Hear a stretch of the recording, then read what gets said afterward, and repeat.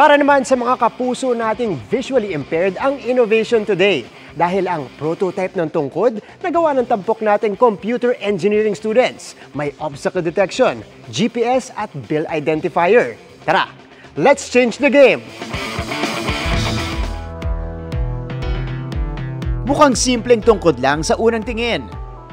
Pero alam nyo bang nilevel up to para sa mga kapuso nating visually impaired? Paano? Tungkod with upgraded features ang Arduino-based innovation ng computer engineering students mula sa STI College Ortigas, Cainta. Nakatira po sa Antipolo. Yung po sa bayan doon, marami po mga blind massage workers doon. So, na-inspire po sa kanila kasi kahit despite their disability, they wanted to work still. So, ayun yung naging basis ng tungkod namin. Meron siyang 3 objectives na mas makakatulong sa mga bulag, lalo na po sa mga nagtatrabaho. Isa na riyan ang obstacle detection sensor na may real-time alert para sa user sakaling may tatamaan sa madaraanan.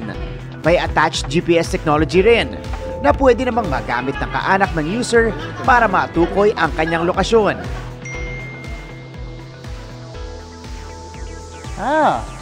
So malalaman ng mga kaanak ng mga user yung current location nito dahil meron itong text-based notification. Basahin natin yung nakalagay.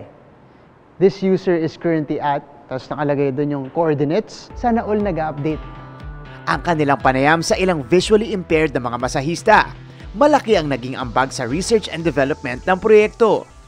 At dahil visually impaired yung mga masahista na pangunahing beneficiary ng prototype na ito, nakaprogram din sa proyekto ang bill acceptor device. Ayan po siya kung saan siya yung tumutukoy dun sa Philippine Peso bills na ipinapasok ng mga customer para iwas sa panloloko.